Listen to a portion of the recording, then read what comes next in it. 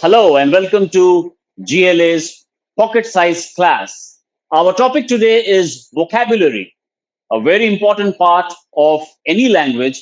And in our video, we'll try to add on to your word bank with certain words that can help us to garnish our usage of the English language better. Okay. Uh, at the top of the list today is our first word, zenith. Zenith really means at the top, okay? At the top. So something that would reach gradually and reach the top would be at its zenith. For example, uh, in the 90s, this actor reached the zenith of his career, okay?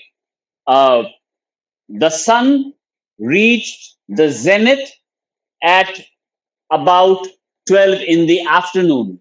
All right. So something which is at the top is at the zenith. Okay. Next, our second word is a seemingly simple word called cross. Now, we all know that cross would mean to cross, पार करके जाना, cross the road, okay, or cross the bridge. We generally hear about that. Cross also means cross. I mean, cross is a cross, or we know about the cross that people use. That's cross. That's also cross. But the meaning that we want to talk about here is another meaning of the word cross, and that is to get upset.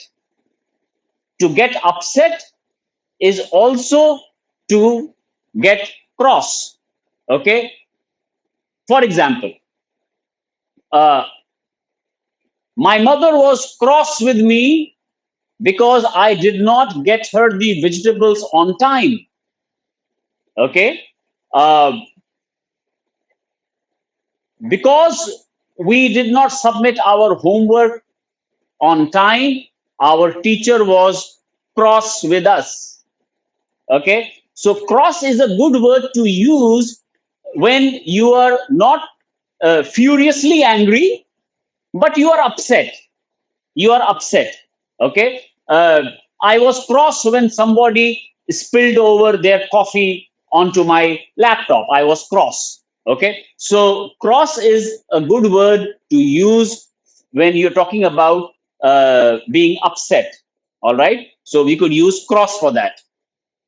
Our third word in our list today is this word called aloof. Aloof. And aloof is a very nice word to talk about uh, someone or something that is some distance away from where everything else is. Okay.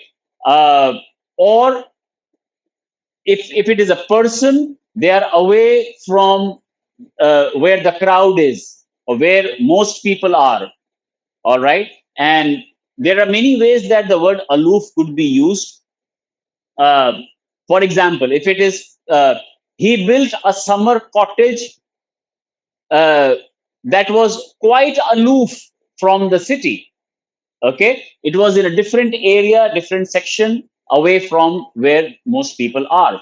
Or since the time his father passed away, he has remained aloof. Okay, that means वो अलग अलग रहता है. So somebody who is emotionally disturbed might want to stay aloof for some time. Okay, I have seen that you've been aloof for some time. You've not joined us in the canteen like you used to do. So aloof is a good word to use to indicate someone or something that has been away from the usual place or crowd or people. Okay. So let's look at the three words that we have in our section today: aloof, cross, and at the very top, Zenith, right?